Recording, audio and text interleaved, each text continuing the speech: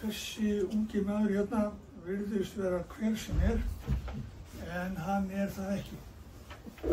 Ég fekk senda langan lista yfir afrek hans í gegnum tíðina. Ég hér með örlítinn úrdrátt. Mátt ekki fara hjá þér. Yngvi Harðarsson, T.Þrýrufsson, handhafi leyfisbréfsnúmer 89. Bara til þess að ég 88. Já, miklu eldri. Auk þess að vera handhafi extra klass leyfisbréfs í Bandaríkjunum, ekki rétt? Jú. Svo kemur þetta merkilega, Hann sá yngsti hér á landi á þeim tíma sem hafði tekið amatúrpróf var aðeins 14 ára, 1974, þá getið reiknað út hvað hann gamall. Hann stóð snillapróf og fekk úthlutað karlmerki og hann smíðaði öll sín tæki sjálfur, sendur viðtækið allt hérna sitt. Það met stóð í 29 ár, til ársins 2003 þegar Hinrik Vilhjálmsson, T.Þrýr-VHN, náði leyfi aðeins 13 ára. 14 árum síðar, 2017, þá var því metin hneggt þegar Björn Þór Hrafnkelsson, svona Hrafnkelsson sem með orðleikana og Björnsvöld, komið sveitina fram, komið hérna. Þegar Björn Þór, svona Hrafnkels, fekk B-leyfi, þá var hann aðeins 11 ára gamall. Og segir hér, hann hefði verið mjög virkur í 50 ár, jafnvígur á morsi, talísinn og öðrum tegundum útgeislum. Þess meira ég get sagt, ekki sjónarlega. Og svo segir hér, hann með bestan árangur núlifandi íslenskra leyfishafa, það var það DXCC. Með staðfestar 344 DXCC einingar í heiðursflokki þar sem DXCC on the roll. Þetta ekki rétt? Jú, það allt rétt.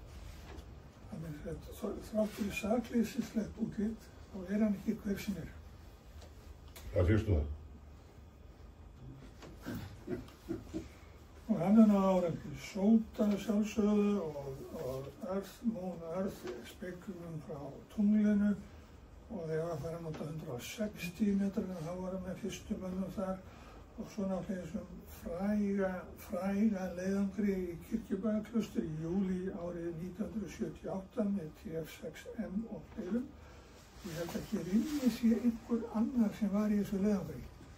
Og Matti var í þessu leiðangri, ég held að hann hefði átt bílinn, getur það ekki verið? Þetta var Víbon-bíl, aðskotið fólk. Svo hann starfaði að Yngvi innan IRA og hann hefur hérna verið kjörið til trúnaðarstarfa og svo framvegis og svo stendur hér kjörið til trúnaðarstarfa þegar vandasöm verkefni hafa verið til umfjöllunar. Nú, eins og ég sá þetta ekki hver sem En Yngvi gerir þetta vel og við skulum bjóða velkominni pontu og kjappa þér. Takk fyrir. Það ekki ásögur við þessa þennan upplestur. Ég þakka fyrir það. Ég vildi að fjalla hér aðeins þetta viðfangsefni fjarskipti fyrir tilstilli loftsteinastúra. Og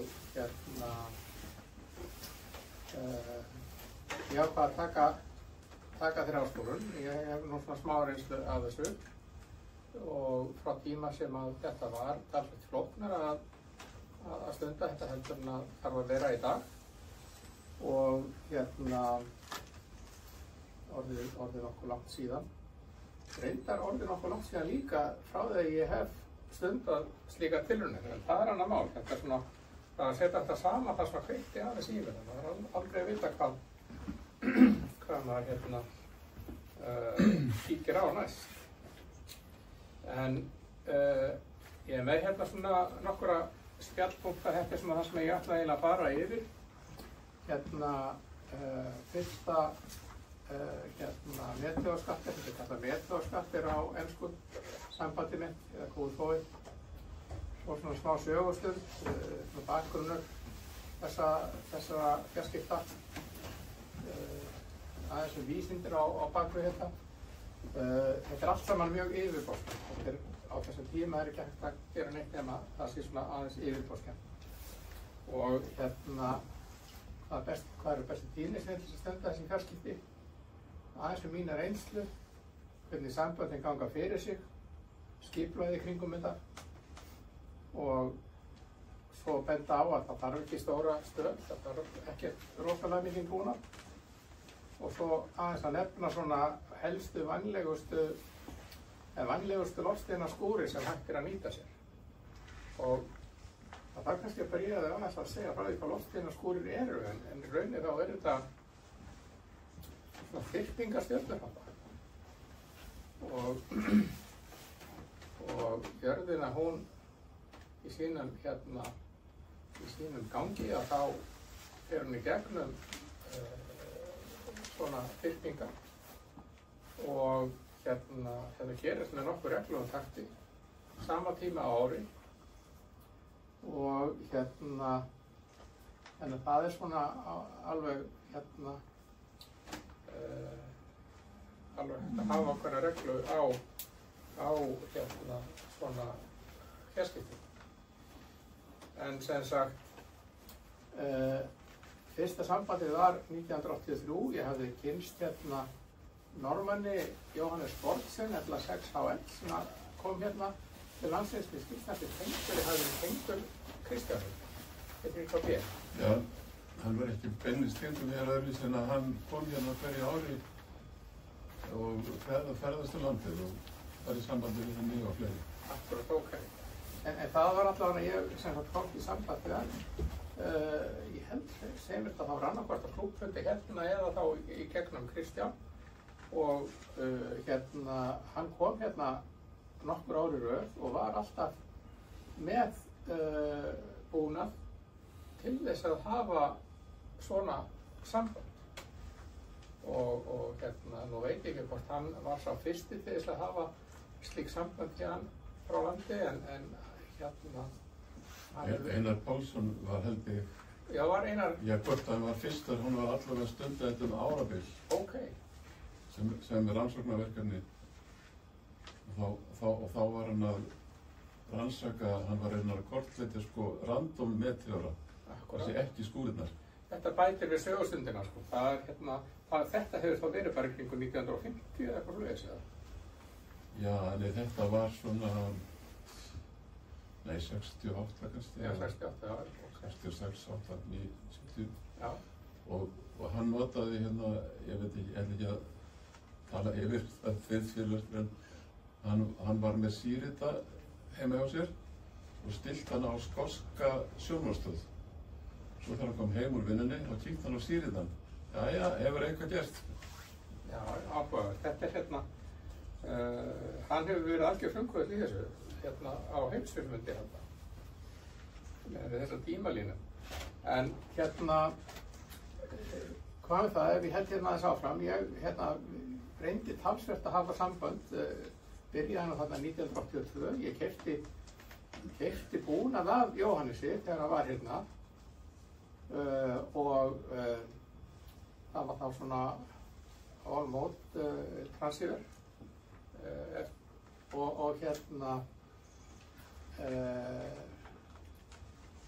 og smíðaði síðan loftnet.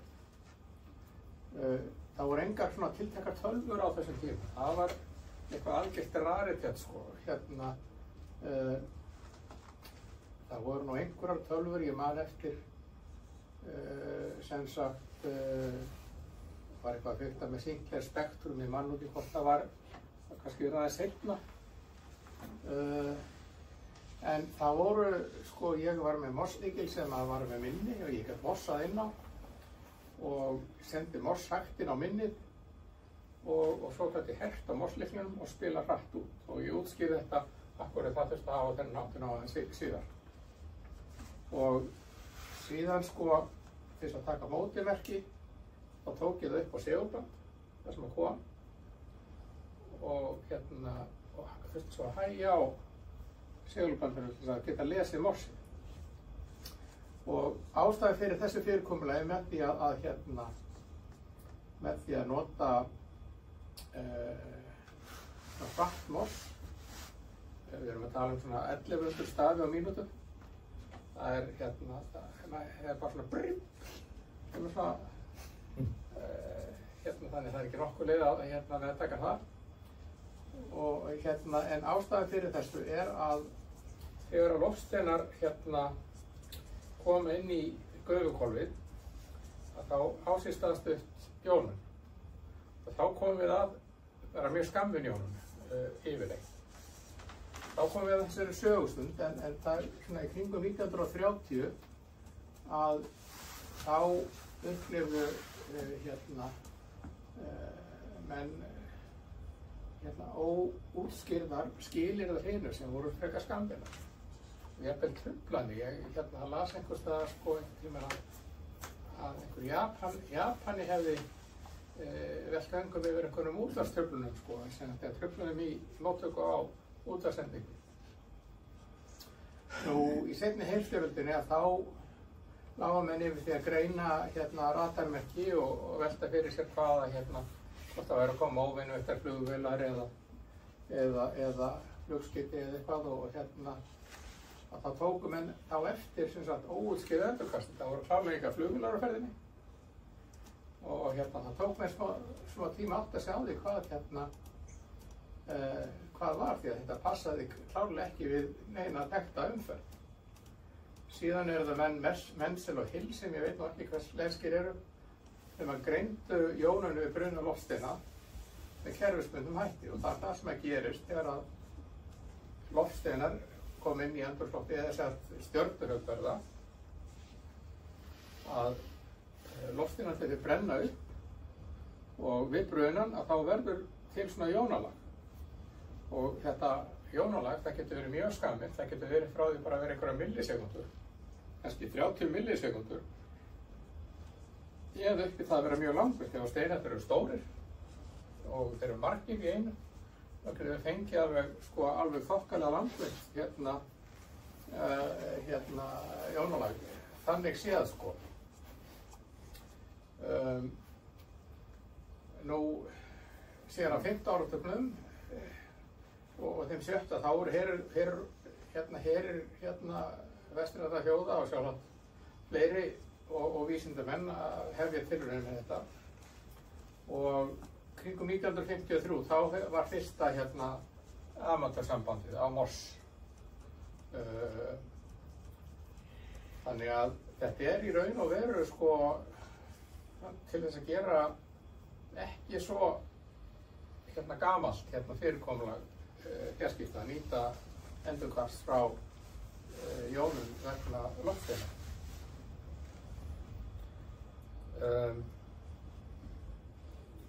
Og það sem gerist er að loftsteinar koma inn í lofthjúpinn í 80 til 120 km hæð og brenna þar upp. Það er svolítið mismunandi eftir í gegnum hvaða loftsteinabelti jörðin fer.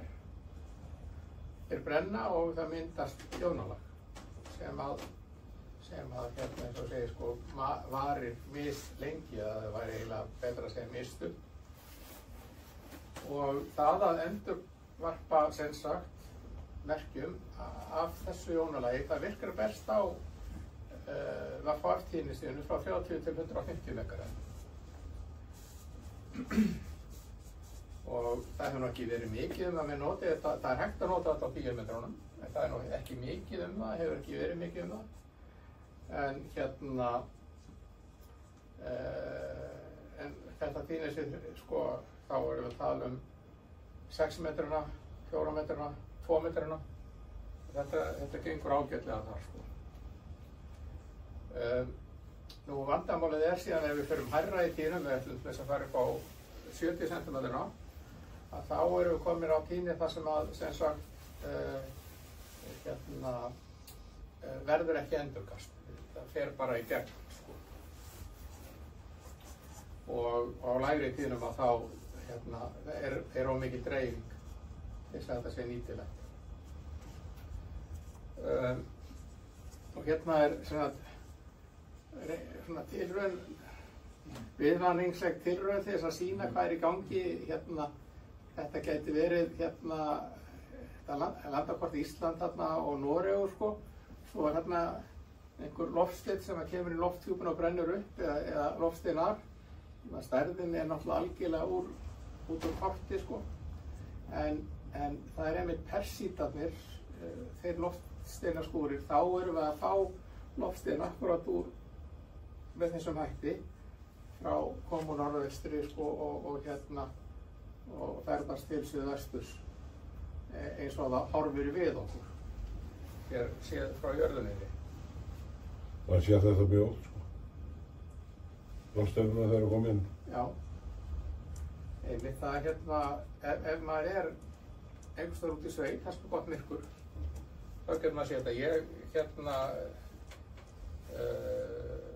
alflottustu svona loftsteinarskúrir sem ég hef séð eða stjörnuhögg þegar ég var í ágúst staddur í suður Portúgal og út við strönd, vorum frá hóteli og það var algjört niðamyrkur og vorum með svali sem að sýna upp á sjó og þetta var bara þvílík sýning sko, nokkur kvöld í röð þar sem að voru bara miklar þegar málum þetta er orðin dálítið langt síðan, verið kringum 1990.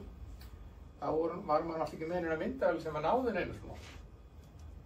En þetta var bara eitt af því sem maður þurfti að njóta bara í augnablíkinu sko.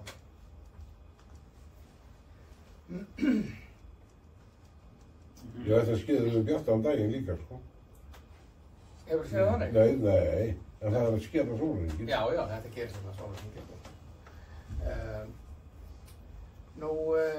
Bestu tíðnisvið til þess að eftir til fjarskipta, þá oftast talað 6 metrana. Í sjálfsverð gætu 10 metrana verið betri. En þetta er svona háð ýmsu sko. Þetta er meðal annars háð getni jónalagsins sem mismunandi. Það er mismunandi eftir skúrum og það er svona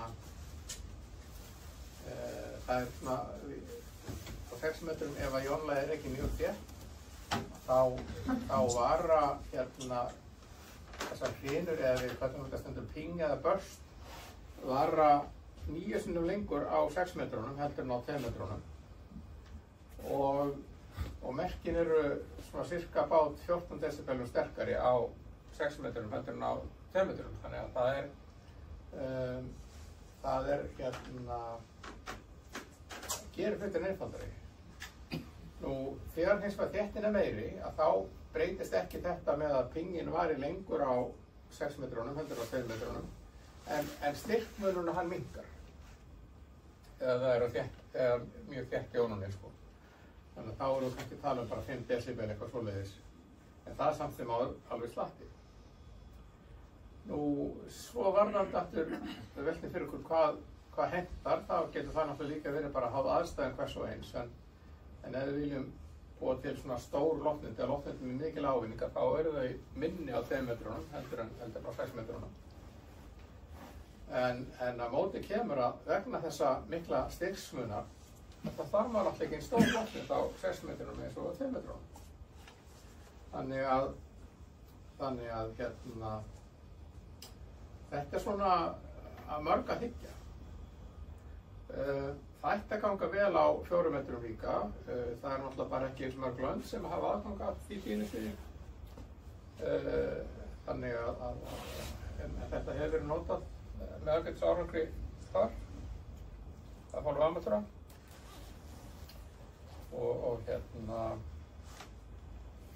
En það er í dag mælt með almennt talað sko, fyrir þá sem að byrja bara að prófa 6 metrum. Með þeirra svona á tökum á þessu. Ég get alveg sagt ykkur það að þetta var ekkert sko djók að mér fannst sko að setja sig inn í þetta þarna eftir 1980 á 2 metrunum. Það þurfti bara alveg slatta sko. Til maður þetta var mikill lærdómur sko. Og ég þurfti að hafa heilmikið fyrir þessu fyrsta sambandi. Það var alveg sko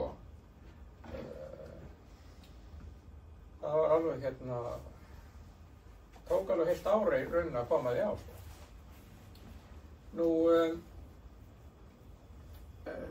Svona Þetta er ljósmynd sem að er frá The Scottish Sun á netinu. Hérna er náttúrulega tekin hérna yfir einhver tíma, hérna ljósopið haft opið lengi og svona, en þetta hérna maður sjáu þetta aldrei svona sko, en þarna sjáu þið svona cirka hvað er í gangi sko. Það kemur hver loftsteinninn á fætur öðrum sem bennir upp og hérna og myndar, svo er sem djónalag sem að myndast hérna í hérna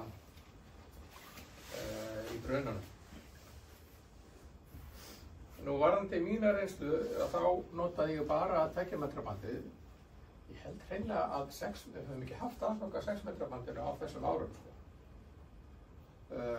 Og það var sko, Jóhann R. Sportsen var svona svolítið fyrirmyndin sko, hann var með notaði 2 metruna og hérna þannig að það svona var einhvern veginn, ég var líka gekk með í maganum þarna sko tilraunir með hérna fjarskipti með endurkastir á tunglinu líka og þá voru 2 metrarnir hérna svona helst upp á borðum. En Jónun hérna við þennan bruna loftsteina, hún er frekar skammir sko, eins og ég segi, hún getur alveg verið frábær einhverjum millisekundum og það er mjög algengt að það sé bara vel innan við sekúnda sko. Kannski hálf sekúnda þykir bara nokkuð gott sko. En lengsta svona hrina sem að ég hef upplifað var heilar 44 sekúndur. Og hérna, ég bara tímamælti það sko, því að ég tók þetta upp á teip og svo bara gæti mælta með klukku og eftir hvað það var eiginlega langt sko, þetta var ótrúlega langt. Og hérna, þegar við gengur, þegar ganga yfir svona stóra skúr og menn að fá svona langa hrinur, þá geta menn í sjálfu sér að hafa haft sambönd á SSB. Þannig að það er ekkert sem segir að þurfa að nota hálfraða mors eða einhverja stafrænar mótalir en hérna, það er sko ef menn nenna líka yfir því að þá er alveg hægt að nota SSB en það er svona heldur meira effort myndi ég halda. Nú, en af því að Jónun er svona skamminn, þá hefur við mjög stuttan tíma til þess að koma skilaboðum fyrir. Við þurfum eiginlega að ná skilaboðum, sko, það er svo sem allt í lagi að skilaboð brotni upp á milli hrina. Maður þarf ekki að ná samfellt skilaboðum í einni hrinu. Það er kannski annars einn fátur ef maður getur það sko. En það er samt sko alveg hægt að koma skilaboðum fyrir í nokkurum sko örfára millisekúndna bútum sko. En þá gengur það þannig fyrir sem að senda sömu skilaboðum aftur á hvern tíma. Svo kannski hérna komast bara mismunandi hluta skilaboðum til skila í mismunandi hrin. En á þessum árum þá var besta leiðin til þess að gera þetta með hálfraða mors. Og ég er búinn að lýsa því hvernig ég fór að því. Ég morsaði inn á minni í morslykli á kannski 60-80 stafa hraða. Og svo þegar kom að því að senda þetta, þá bunaði ég út af minninu á 1100 stafa hraða. Yfirleitt, cirka 1100. Það var eins hratt á morslykli sem ég réði við sko eftir smá breytingar. Og hérna, svo var ég með teip fyrir móttökuna og tók upp og hægði á. Og þá þurfti maður að passa að það var pitsið á móttökunni svolítið hátt. Það er að þola það að maður hægði á þegar maður hægði á teipinu að þá hérna náttúrulega lækkaði tínin líka á tónunum sko. Þannig að maður var svona með þáttið svona skerandi pits á borsinum og hérna og lækkaði svo niður og það var mjög bassakent sko þegar maður var búinn að lækkaði niður þetta hraða sem maður gæti lesið á. En í dag að þá er það hérna hann Herra Taylor og hans prógram hérna 12. FSJT K1JT sem að hérna hefur í rauninu umbylt þessum fjarskiptum innbyggt í þetta forritans 12. FSJT að þá er mótorinn MSK eða sem við kalla MFSK 144 og það má eiginlega segja að hún sé svona orðin alls ráðandi í dag og ég myndi mæla með því fyrir alla, sérstaklega þá sem hafa prófað að nota FT8 að byrja þarna. Vegna þess að þetta er rauninni bara ein stilling í valmyndi forritinu og þá ertu komin á MSK 144.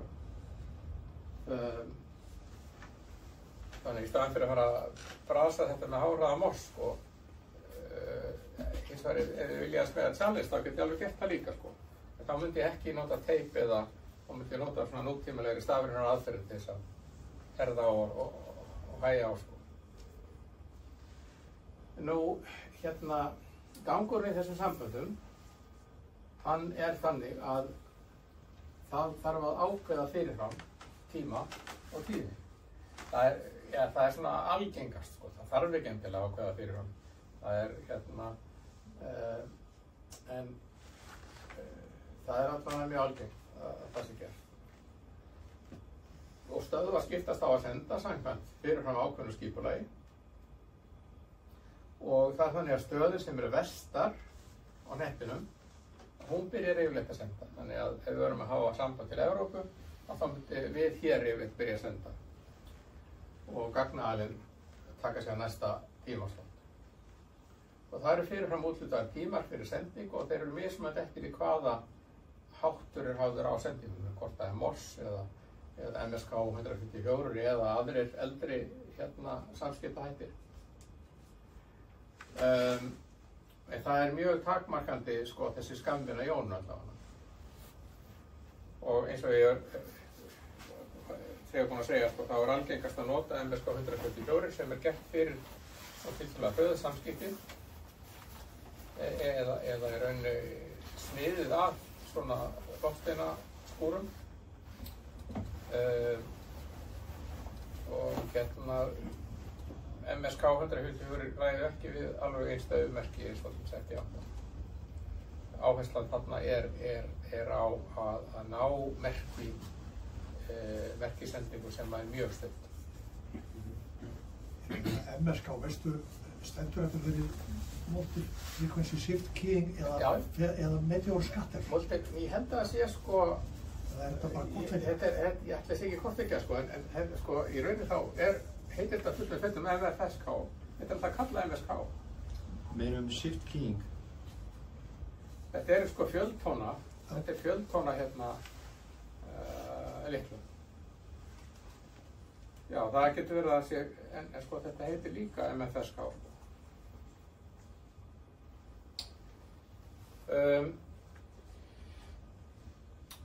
Nú, hér áður fyrr að þá heitust amatörur í loftinu, til dæmis á 20 metrunum og þá var það bara,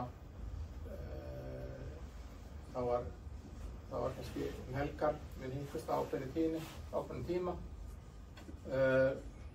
og töluðu þessu saman í mann og ekki á hvaða tíðnum þetta var ekstra ofan á 20 metra bandinu, 14.300 og eitthvað.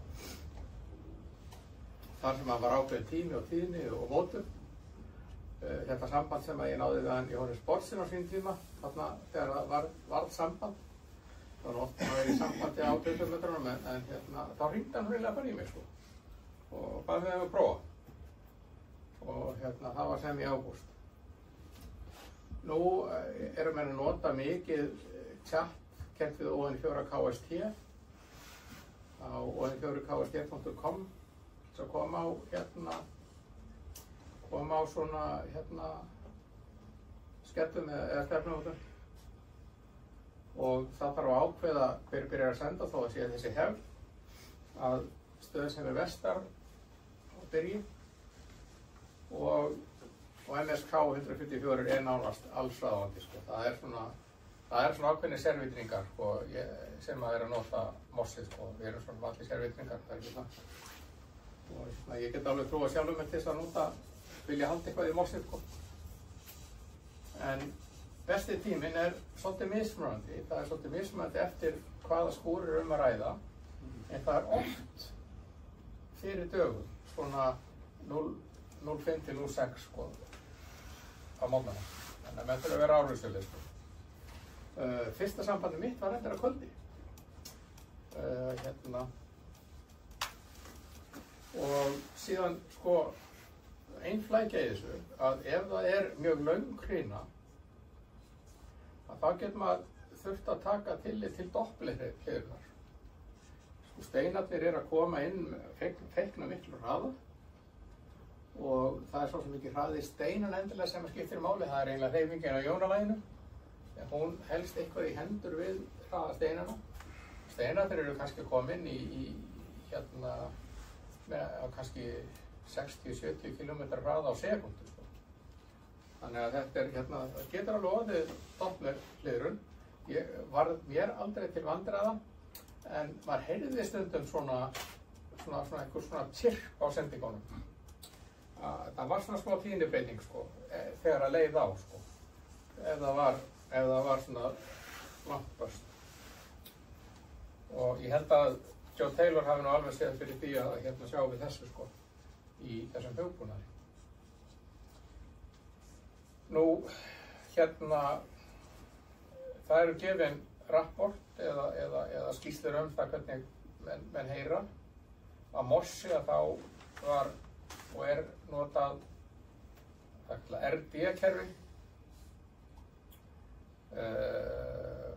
En ég með sko 150 í hörum og þá hreinlega sér forritið bara þetta eins og 1.8 bara gefið hérna signal to noise hérna rapport. Og það er alltaf eitthvað svona hugulegt í Mors hérna einhverju gjöfinni eða stigagjöfinni. Það er náttúrulega svolítið misjafnt hvernig mönnum gengur að lesa og allt það sko. En algeng gildi voru 2.7 eða 3.9. Það er ekkert, tónnin er ekkert notaður í þessu. Ekki RST eða svoleiðis. Þannig að fyrri talan stendur fyrir læsleika og seinni talan hún stendur fyrir í rauninni lengd hrinunar. Þannig að sko með minnir að 9 sé sko kringum 2,5 sekúnda sko. 7 er kannski hálf sekúnda. Þannig að þetta er svona líka, maður þurfti að meta þetta svona hitta leiksins hvað þetta var langt og svo kann maður sé þetta betur þegar maður fór að spila teipið sko. En hérna í Morsinu hérna í gamla dag þá þurfti maður segulband og eyru til þess að ná skilaboðunum. En nú er þetta bara allt saman sjálfur. Og ég ætla að sýna ykkur hérna, þetta sýnir fyrsta QSO sem ég lokkaði hérna 1983 á loggbókina sko. Og það lokkar svona samband, það tekur heila blaðsíðu í loggbók. Og þetta var þannig að við skiptum, sko þetta voru 5 mínútna perióður. Þannig að það byrjaði á heila tímanum.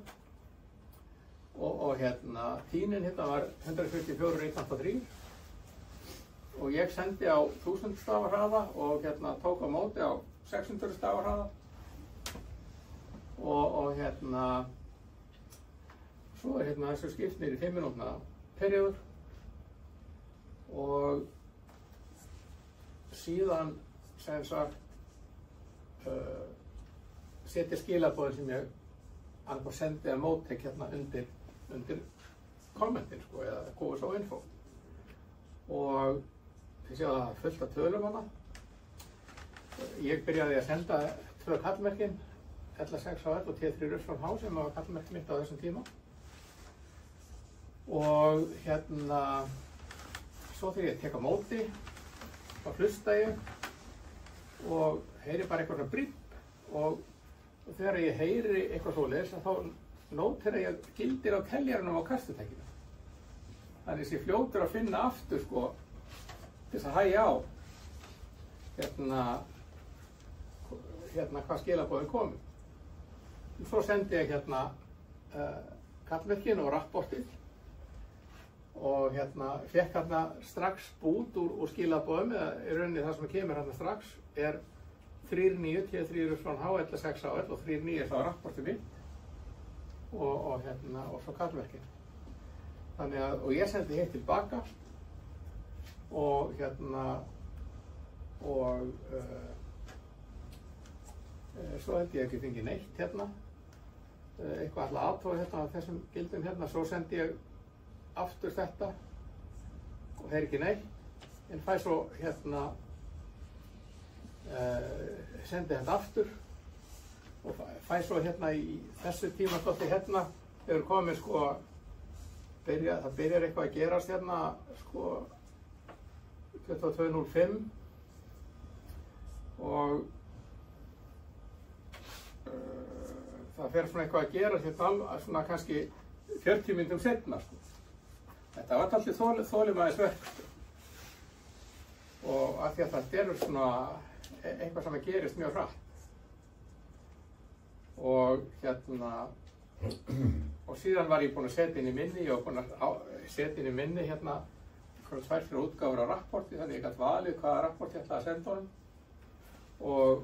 Og hérna, svo þarf maður að senda hérna R-ið stendur fyrir Roger, sko, og við þurfum að fá Roger frá báðum hliðum til þess að sambandið sé talið gilt. Og sambandið klárast hérna loksins hérna eða 22:45 eitthvað svoleiðis, eða 50. Og hérna, þetta var svona gangur nýjus og ég reiknaði út frá staðsetningum hérna hvar við værum, sko, að þetta hefði verið 1551 kílómetrar. En maður þykir svo sem ekki mikið í dag á stjörnubylgju kannski. En ég var, loftnetið sem ég var að nota þarna á þessum tíma, það var loftnet sem ég smíðaði sjálfur. 17 elementa, hérna, Yagi, það var eiginlega, sko, talið 17 var með 19 element. Það voru nefnilega 3 reflektorar. Og Bowman var einhverjar 3,2 bylgjulengdir eða rúmið 6 metrar. Og með fyrna mikinn ávinning. En svona þetta sýnir ágætlega skipulagið og þetta svona skipulag, það hefur rauninni haldið það sem hefur breyst, er að hvað tekið langur tími að senda hver skilaboð, það hefur styst mikið. Þannig að á MSK 154 held ég að sé ekki nema 15 sekúndur. Þannig að sendingin er 15 sekúndur í send, svo næstu 15 sekúndur skipt og svo höfumst þannig að það á að geta gengið eitthvað hraðar. Og varðandi loftnet og búnað þá var ég með hérna F221 sem er þetta svarta tæki sem er hér uppi. Þetta er mynd sem er tekin í júlí 1982 eins og séu það kannski almanakinu þarna. Og ég var með sem sagt formagnara fyrir móttöku og þar ekki hafði nú verið og tækið verið, það áttu tækið, því var aðeins breytt, það var orðið næma, þetta er svona venjulegir F221 sko transíferar. Og svo var ég með 160 watta sko sendimagnara sem var þarna á ensku kallað svona brick amplifier sem er í rauninni bara svona lítur út eins og kæliplata með boxundir sko og gekk á 12 voltum. Og Moss-lykillinn var MF4 Grandmaster Moss-lykill, þetta var svona áður en að MF4 var orðið svolítið klám. Hérna, þótt eru ágætis búnaðar á þessum árum. Og ég var Það var ekki búið að fá mæntið fældjum? Nei, akkurát, það fyrir þann tíma. Og hérna, ég var enda með 2 loftnet sko, annað sem var keypt 11 element og var svona miklu léttara en hitt þetta 17 element, ég svona notaði það var svona mjög gott loftnet en ókosturinn við það var að lópan á því rosalega þröng var kannski ekki nema 30 gráður sko 6 decibela sko hérna nema með 6 decibela deyfingu við mesta ávinning sko og þetta var smíðað upp úr hérna kallað hérna NBS Yagi smíðað upp úr sko hönnun frá hérna NBS, National Bureau of Standards Bandaríkjanna og það var eiginlega svona net nema þetta er 4,2 bylgjulengdir en ekki 3,2 þið sjáðu hérna 3 reflektorar eitt hérna ég var ekki með svona lykkjudípól heldur bara venjulegan dípól og held að það hafi verið annarkvort te eða gammalmat sem það ekki. En það leit svona svipað út. Ég var að vísa með sko álprófíl hérna en ekki svona grindarmastur sko í hérna bómunni og ég var ekki með á svona trébókum sko. Þetta er frá einhverju mæli setupi hjá hérna NBS eða NIST. En netið var svona svona. Nú, aðeins til að fræða ykkur loftsteinaskúruna, þetta ágætis yfirlit. Heimildin G0ES2 alltaf, þið getið googlað og getið fengið þetta kort. Þetta ég læt félagið hafa glærurnar, þannig að það er líka eitthvað letta að hluta þar. En sjáum við sem sagt hvað þetta er regluð, og þetta bara alltaf svona cirka sami tíma hverju einsta ári. Og koma þeir ekki þessum mismunandi áttum? Jú, skúrirnir koma úr mismunandi áttum, sko. Fyrir eftir. Meinarðu sömu skúrir á mismunandi árum? Já, nei, ég meina sko sitt hvað skúrin kemur ekki sömu átt. Jú. Þannig að þú þarf kannski stilla loftnetið eftir því eitthvað. Það kannski aðeins, það nú aðalega miðað við það, sko. Það sem ég gerði var að ég miðaði í rauninni bara beint á stöðuna sem að ég ætla að hafa samband við, kannski aðeins off, kannski aðeins sunnar, held ég hafi verið. Ég maður ekki hvort það var aðeins sunnar eða aðeins norður, ég ætla nú eiginlega að rífa það út upp, sko. Það var bara lárétt? Bara alveg lárétt, já, því að sko, það er sem sagt, það sem kallar elevation angle eða útgeislunarhornið, það er ekki alveg 100% beint inn í sjóndeildarhringinn. Það er reyndar svolítið mismunandi eftir í hvað áttinni loftneti haft í jörðu. Ég var með þetta loftnet sem ég var að nota bara upp á húsi á fóldrunum, nokkra metra hæð yfir þakinu og var í svona 10 metra hæð frá jörðu. Þannig að það er nú verið mjög langt fólk. En sko, þið er aðtúa að hæðin yfir jörðu á þessum jórulögum er ekki nema svona 100 km. Þannig að það er nú ekkert mjög hátt hopp, sko. Ef maður er að hugsa sko fjarlægð upp á sko kannski 1500 km og maður er að satsa á það að loftsteinaskúrirnar sé einhvers staðar svona miðja vegu. En þegar menn geta leikið þetta, þá ættum við að geta nota tunglið í þetta líka. Já, það er hægt og það, hann var hérna Benedikt Sveinsson með Benedikt hér. Já, ég sá það ekki. Ég prófaði það en náðum ekkert sérstökum árangri, hann hefur náð miklu meira árangri, sko. Þetta er í sömu hæð og norðurljósin eru þá? Þetta er ekkert ósvipað, sko. Já, þau eru í þessari hæð, sko. Já, þetta er svona 80–120 km, það er svolítið mismunandi eftir í hvaða heimur það eru. Já. En hvað skúrir segir? Og norðurljósin eru 80–120 eftir hvort það er súrefni eða heljum sem að gefur þau, sko. Hafa þau engin áhrif á þetta? Þau geta haft það. Alveg klálega, sérstaklega á, sko, sérstaklega ef það er mikil slík virkni í gangi, þá getur það náttúrulega, sko, þau geta svo sem nýst til fjarskipta. Er það heljuminn sem að gefur fjórmálanlitin? Já, súrefni grænan. Já. En ég myndur að halda að það myndur kannski frekar trufla þessi samskipti vegna þess að það getur orðið svo mikil merkispjögun, sko. Fyrir fyrstu til norðurljósuna að þau líka kannski frekar spilla fyrir bara það er í þessu, sko. En það er náttúrulega hægt að nota þau, það endurkasta þeim líka, en þá held ég að maður myndir nú ekki nota MSK 144, sko. Kannski eitthvað annað.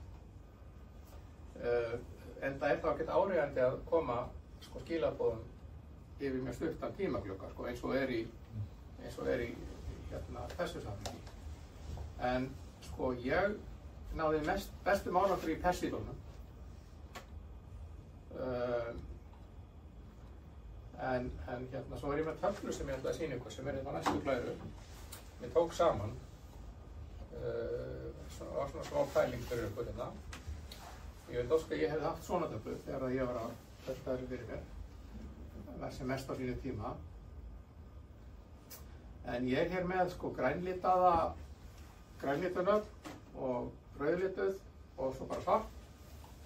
Og sko þessi grænlituðu að það eru skúrir sem að gætu hentað betur til innanlandsfjarskipta. Til dæmis eru þau áhugaðið að ná beinu sambandi sko við Akureyri á 2 metrum eða 6 metrum eða við Egilsstaði. Við erum ekki sjónlína, sko.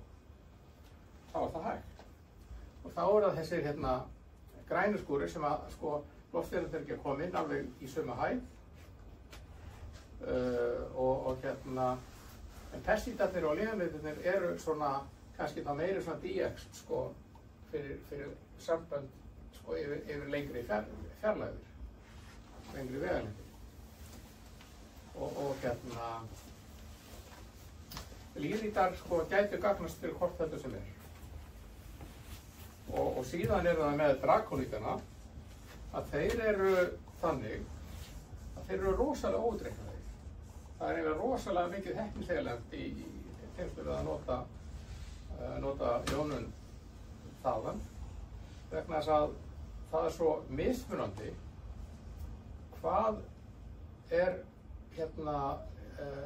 mikill fjöldi loftsteina sem er best á hverjum tíma. Það er langbreytilegast af öllum þessum skúrum. Það er náttúrulega fleiri loftsteina skúrur heldur en hér en sumir eru sko vænlegri til árangurs á suðlægari slóðum en ég myndi segja sko mér reyndist persítarnir best. Ef ykkur langar að prófa ykkur fyrst að þá er núna í júní eitthvað sem ég man ekki, við þurfum að sjá að verður undan. Já, lífrítarnir, síðan lífrítarnir sko, gætu verið eitthvað sem maður mætti prófa meðan júní.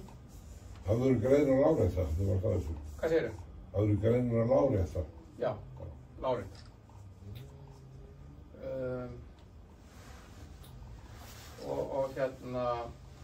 En þessi tafla, ég myndi segja sko, hún væri alveg sko, mætti alveg prenta út og hafa hana til viðmiðunar. Þetta, hún getur ekki einhverju breytingum sko, ef við erum að horfa á árið 2026. En hún er með 2026 ár núna. Og sjáum við sko, hugmyndir bestu tímasetningu líka. Þetta var svona smá grúska að setja þetta saman.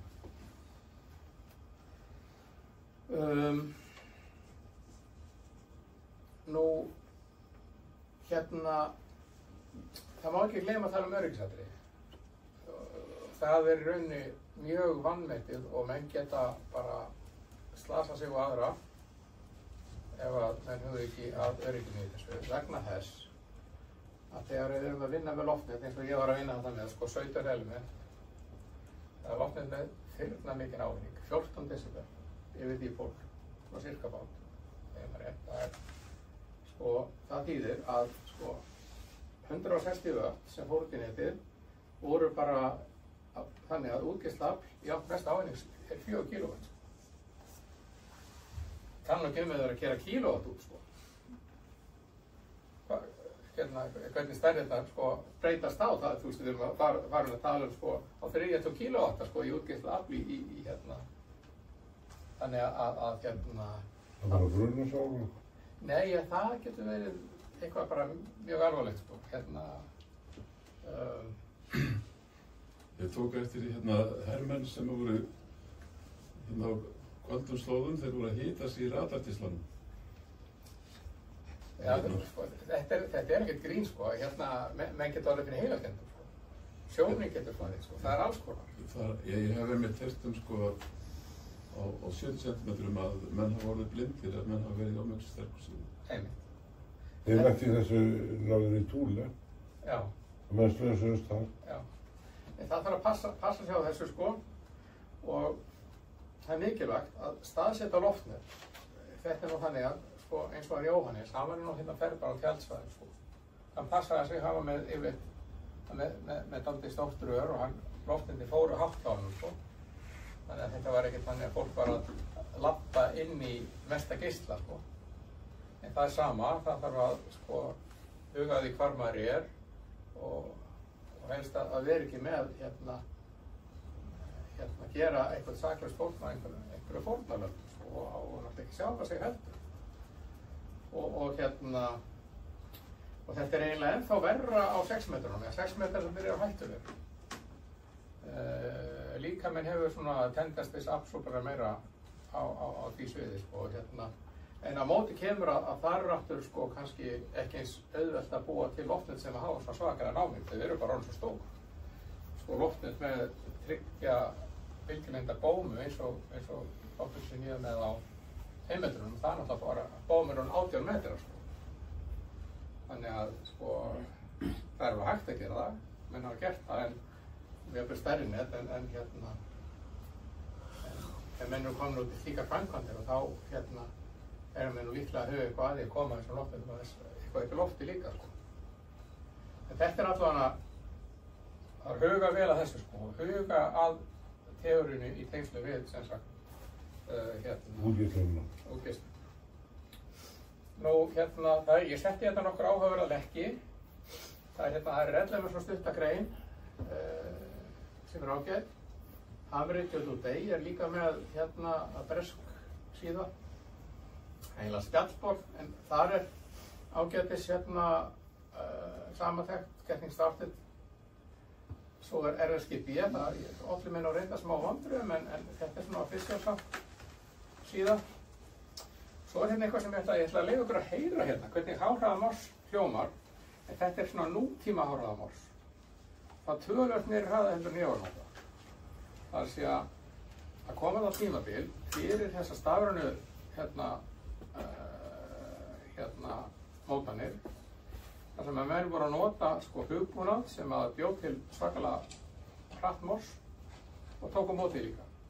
Ég man ekki hvað hann heitir, þetta er til þar það, hann er kannski, þetta er svona Windows 98 tímabil, þegar að þessi hugbúnað var í sem mest í notkun. Og það er tilfullt af upptökum, ég get leyft ykkur að heyra. Mér langar til þess að ef þið býður nú við, bara að fá að stoppa þessi sjóið. Þegar ég næ í þennan lekk sem er með ágætt. Þetta eru bestu upptökunum þarna. Það er líka síða sem heitir Ping Jockey sem er með upptökur, en ég fann þarna sem sagt síðu sem er með upptökur sem er búið að hægja á líka. Og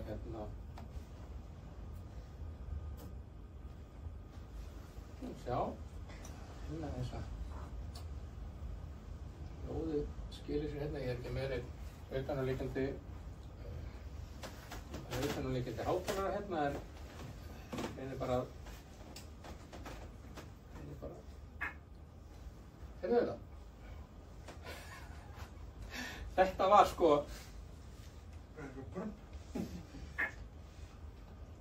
þetta er sendingin Og lesið þetta sem að kunna á massa. Það er þannig að það er á hverju ári núna. Það er hárhraðakeppni í Morsi, þannig að Morsi er ekki dögt meðal andra. Nei, alls ekki. Og það var í fyrra var keppnin í Túnis. Það var 12 ára unglingur sem setti heimsmet. Ég held að það hefur verið 1100, þannig að þegar ég heyrði þetta þá bara. Og þeir lásu eitthvað úr þessu, kannski ekki alveg komplett. Ekki á hendi. Nei, þetta var sendt bara þarfisend. Eins og áttu þeir að lesa úr því. Já. Með eiranum. En þetta hljómaði ekki alveg svona þegar ég var að gera tilraunir.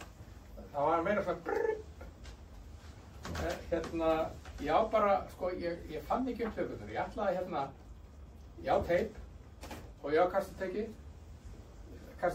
ég held að sé bara ágætislægi, og ég ætlaði að finna teip, digitæsa það og leyfa ykkur að heyra, en ég bara fann ekki spólurnar. Þær eru heima, En af hverju þetta gera þetta við morsið? Er það þegar þú eru svo stutt tíma? Já. Það er svo stuttur tími til þess að koma skilabóðum. Þú heyrir þetta er alltaf tíminn. Jón, nú var ekki lengur. En þetta hefur sérst ekki notagildi? Jú, þetta hefur notagildi. Og þetta er í rauninni rosalega áræðanleg leið þess að koma upplýsingum. Það var einhver sem sagði þetta er allt árið og því bara... Jú, þetta er allt árið, það var allar sólarhringinn. Allt árið, allar sólarhringinn. Það var meira sér þannig að í Kanada þá var þetta notað til að koma upplýsingum frá veðurstöðum til kanadísku veðurstofunar. Það var samröndustöðum? Já, sem voru bara hér og þar og virkaði bara mjög vel. Tölfræðilega sé þetta áræðilegt, Já, einmitt. óreglulegt. Já, já. Þannig að þú þarf bara að endurtaka skilaboðin og alveg bara í bergkopið. Þegar sæstrengirnir fara, þá skaltu minna hérna seðlabankastjóra á. Já, á veti á skatt. En það er alltaf takmarka hvað hægt að koma sko miklum gögnum í gegn á svona, því veitir, það er við erum ekkert að grínast með það sko, en ég ætla að leyfa ykkur að heyra hérna hvernig þetta hljómar þegar búið að hægja á þessu, því það er hérna líka.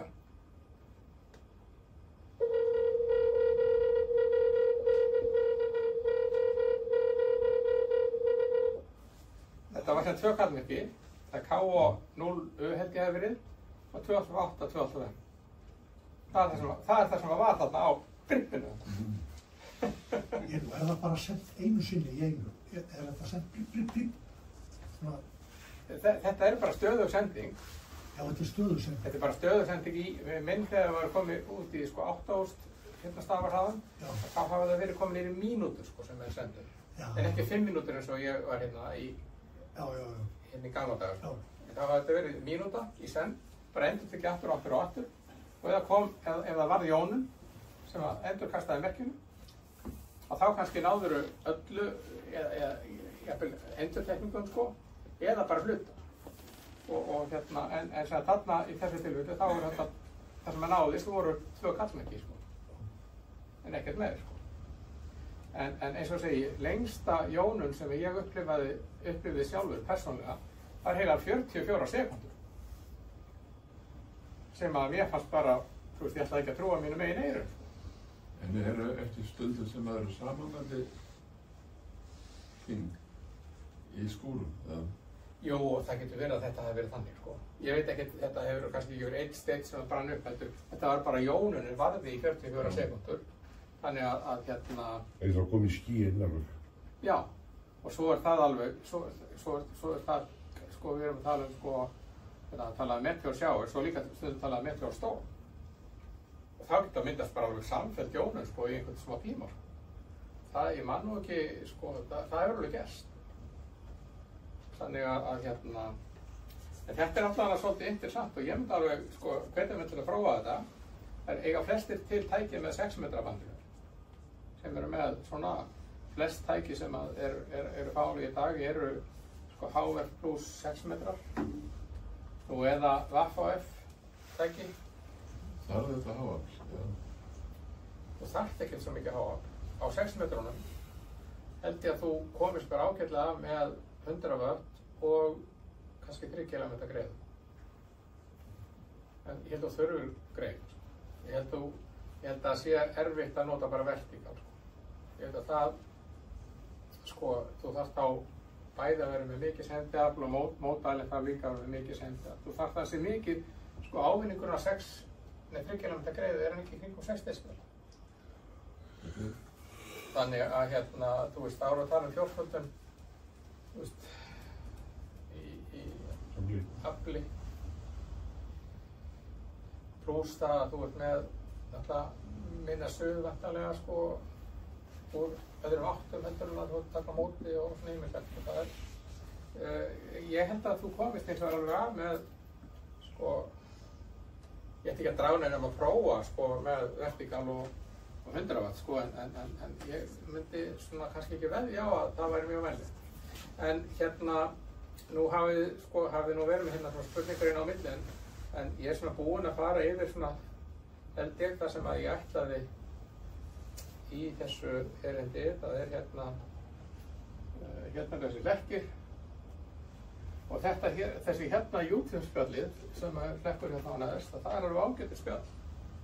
Og það eru svona flexarar sem eru menn með flextæki sem eru að spjalla þar og nota MSK.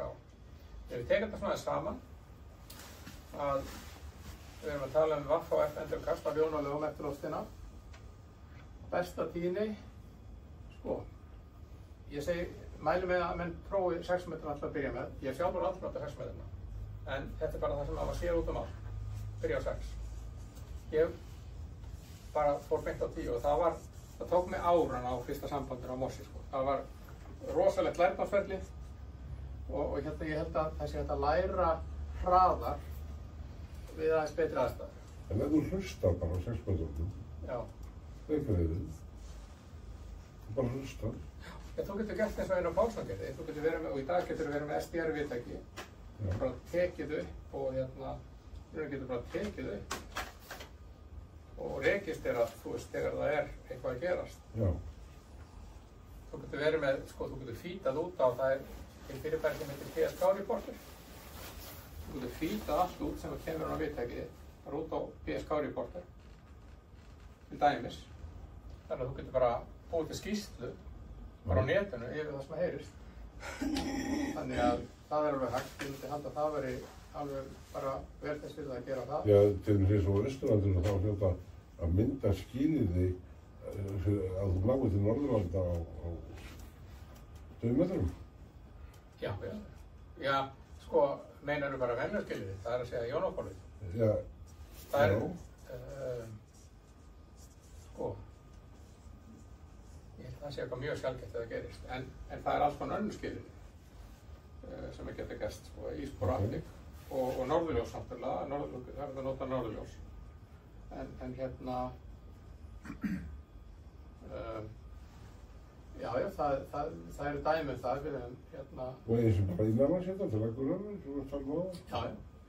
En sko, ég myndi að halda að, þú veist, það væri alltaf lægi að byrja að prófa innanlands. Ég hef aldrei prófað þetta innanlands. Það er mér stæði rauninni svolítið spennandi tilhugsun, sko. Prófa, þú veist, það hefur aldrei verið haft samband beint, svo ég veit ég, á 2 metrunum. Reykjavík Akureyri. Er það? Ég held ekki mér, vitanlega. Jú, eitt samband. Eitt samband? Það var úr þyrlu fyrir ofan Akureyri. Það er ekki samband. Já, ok. En það er sko... Það er sambandsleysi. Það Já, er samband. Já, ok. En þess að...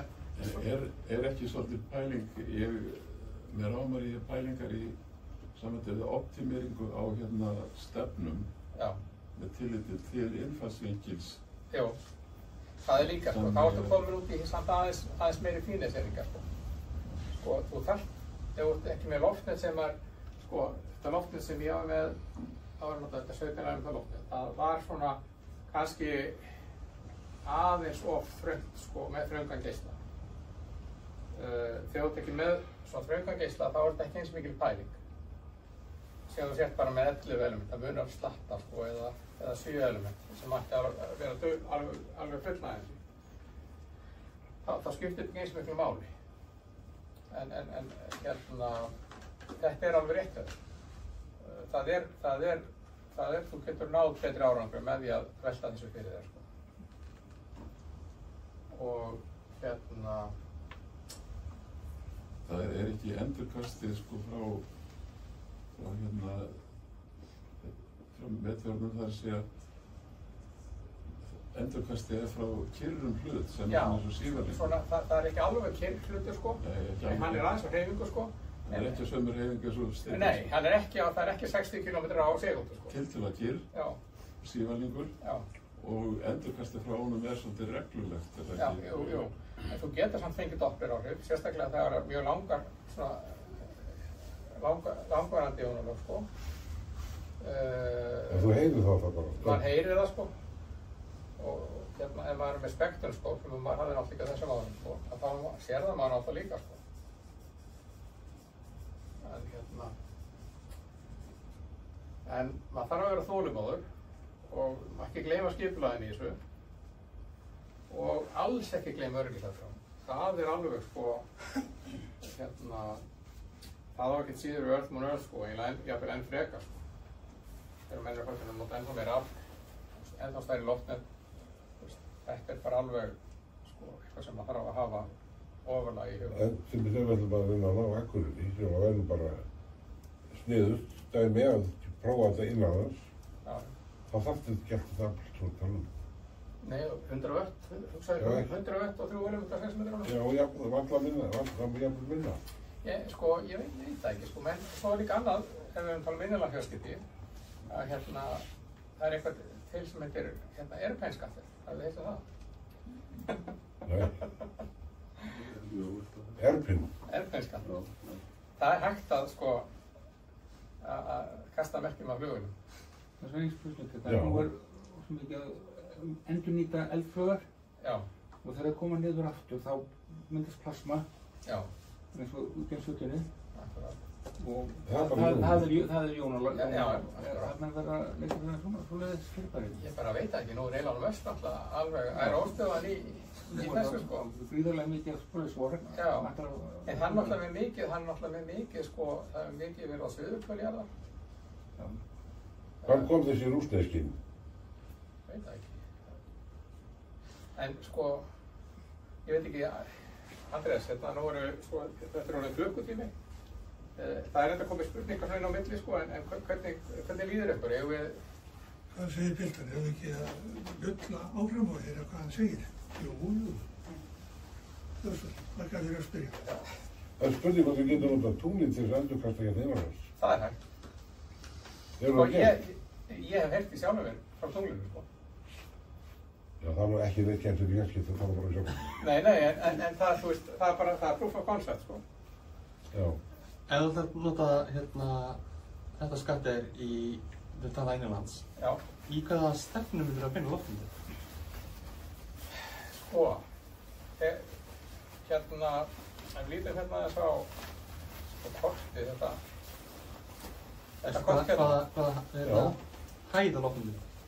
Já, sko, þetta er mjög góð spurning. Hérna, þetta samband Ísland-Noregur er svo kallar forward skatter samband. Þá sem sagt endurkastar maður af jónalæginu áfram í sömu átt og maður er beinir í þetta. En það er líka til eitthvað sem heitir backskatter. Og þá erum maður að nota endurkastið frá jónalæginu tilbaka. Og við myndum væntanlega frekar, við myndum líklega ekki vilja nota persíðana. Það eru frekar þessir grænlituðu skúrir nokkurir sem að við myndum nota þeir ekki alveg hátt. Þá er líklega þess að betra að lyfta loftmyndinu. Við erum ekki með það alveg horisontal, þetta lyfta því aðeins og það má alveg velta því fyrir hvað það er að vera mikið. Það verður eftir hvað það er stefnuvill loftmynd, eða rosalega stefnuvill eins og 17 element, þetta 17 elementa loftmynd. Þá þarf að líta í svona eitthvað og pæla í því að gefa dreifu. En þá myndi ég í þessu tilfelli bara beina því átt að skúrunum. Frekar heldur en í átt að Akureyri. Já. Sko, það til dæmis, ef maður hugsar skilyrði á styrkbyggju. Ég veit ekki hvort ég hafi upplifað það að vera með stefnuvill loftmynd. Og það er algjörlega dautt, maður er kannski á 15 metrunum. Ég var nú rosalega mikið á 15 metrunum þegar ég gamla það. Og var með stefnuvill loftmynd 6 element. Og þá upplifið það var bandið var dáið austurhöfur til Evrópu. En það var ekki dáið yfir til Evrópu. Ég þurfti bara snúið til Suður-Ameríku. Það er ná samband við Evrópu. Það var backskattir. Og í dag, í góða skeiðunum á 10 metrunum, næri maður oft fínu sambandið við Evrópu með því að beina loftmyndinu á Karíbahafi. Það er alveg steindautt og maður nær engu sambandi með því að beina loftmyndinu á Evrópu, en með því að beina loftmyndinu á Karíbahafi þá nær maður backskattirsambandi.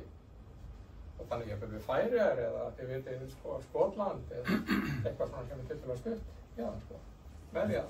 Er það langa leiðin? Nei, það er ekki langa leið. Það er lengri leið, en það er ekki hringinn. Heldur er það bara, þú ert að beina á loftmyndinu svona 90 gráður frá eða í rauninni frá Evrópu. Eða hotrit á Evrópu. En átt með skörp 0. Já, og þá er það ekki bara geislun sem kemur niður tíðin. Það sem þú ert að gera, það er eiginlega sama. Þú ert að nota backskatter, þú ert að nota endurkast frá jónalagi sem er yfir Karíbahafi. Og það kemur tilbaka, kallað backskatter. Og þið heyri jafnvel ekko líka. Svona alveg ákveðin effekt. Ég heyrði einu sinni ekko, ég held að það veri út af því að ég heyrði bæði stutt og löngu leiðina. Já, það er, maður heyrir til þess að það er stundum stórar stöðvar í Kaliforníu. Ég man eftir því að hafa, einmitt orðið vitni að því að viðkomandi var kannski með loftmyndið löngulegina og var að tala við Evrópu. En ég heyrði rosalegt ekko af því að það voru skilin í báða leið. Það heyrður ég á þessar bara? Já. Það var Kali ég man ekki hvað, kannski ekki eins og það rosa, hann var með það verið með 24/6 elementa mónobandura. Svo hefur náttúrulega þarna áhrif að jónosfæran ekki kúlulaga heldur hún getur verið sveigð á mörgum dags og nætur, þannig að endurkastið öðruvísi heldur en maður heldur. Það alls konar fyrirbæri náttúrulega. En það eitt sem að mælir gegn í nota 6 metruna, bara svona nefnir það líka, það það þegar svona margir sólblettir eru núna, þá getur þið verið með bara með jónalag, bara jónakólunum.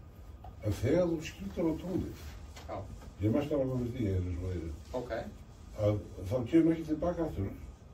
Og hversu stórt það? Hvað verður það landið, kannski allt? Já. Þegar kemur niður? Já.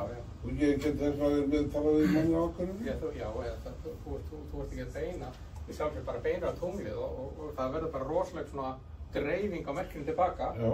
Að þú ert að fá bara agnarlítið brot á akkurat á þinn stað eða Akureyri eða Evrópu eða Bandaríkinu. Já, það vangar í síðan því. Það dekkar alla jörðina. Það dekkar, helmingina jörðinu, Þeir sem sjá tunglið, þeir fá merkið ekki? Já, þeir sem sjá tunglið fá merki og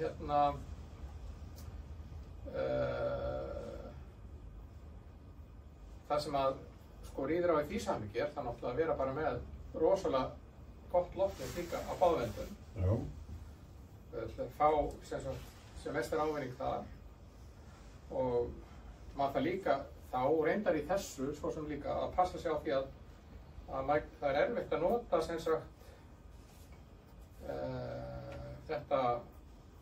þennan hátt fjarskipta eftir að maður getur ekki beint loftmyndir á sólina. Það Þú ert líka komið svo langa vegamynd, Hæ? Þú ert líka komið mjög langa vegamynd eða þú betur það svo sól. Nei, málið það það kemur svo mikið suður frá sólinni. Suðin, það er svo rosa, það er svo mikið af alls konar tíðnum og bylgjum sem kemur frá sólinni. Það er alveg rosalegt suð. Ef þú beinir á sólina á loftinu, það er bara svona, með hátrétt á sólina, heyrst ekki neitt, svo snýrtur loftinu á sólina, svo bara kemur, og svo bara alveg rosa, það er kannski bara 49 eða eitthvað, þú ert komið loftinu, svona stórt loftinu, beint á sólina, það bara komið alveg svakalegt merki frá sólinu, bara svona suð. Alls konar tíðir. Já, bara rosalegt suð, og það er ekki hægt að, tunglið þarf, ef þú átt að spáði tunglfjarskipti, þá þarf það að vera með, það þarf að vera, það er langbest að gera það þegar að tunglið er svona cirka hotnrétt á sólina.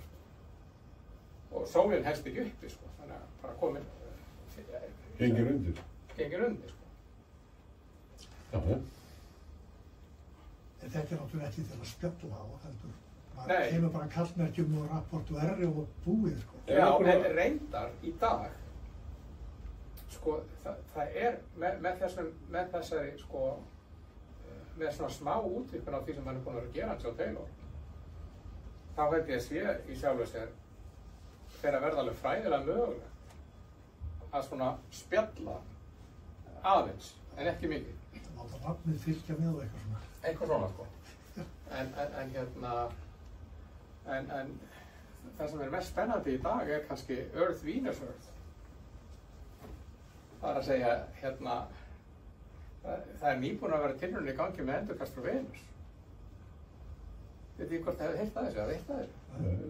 Hollendingar, þeir voru með stóran stjörnusamling.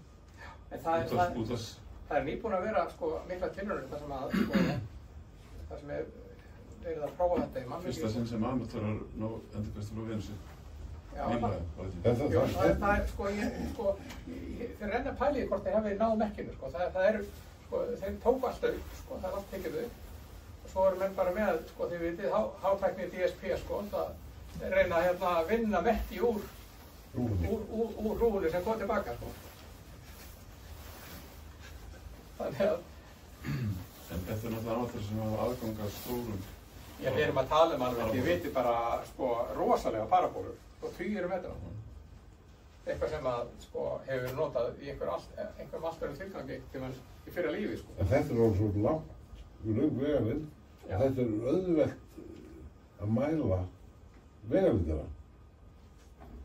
Sem að þeir byggjarnir eru að fara út á tímamælingum. Já, það svona við tunglið líka, Já. En svo verður bráðum, þá verður hægt að spjalla við menn á tungluna því að það verið í undirbúningi úthlutun tíðna í sambandi við tunglferðir og svona og ITU.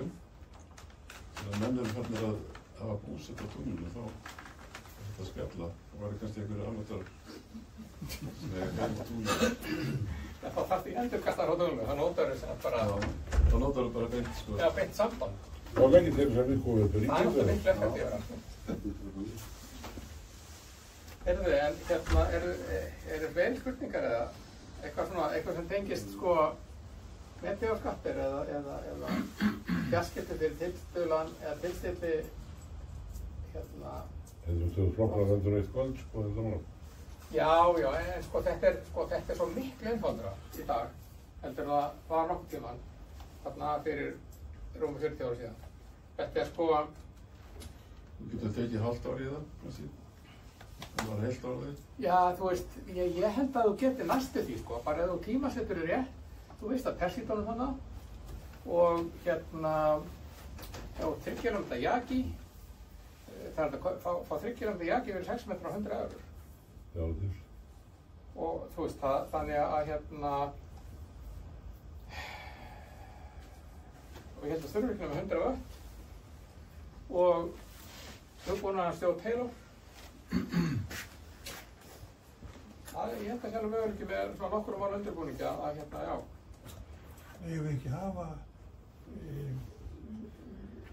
njóta liðveislu sinnar á haustmánuðum. Getum tekið framhald á þessu spjalli. Já. Það er alveg með miklum ágætum. Kannski eru einhverju hópni þá einhverju smá prívæta reynsla því að hafa þreifað á þessu.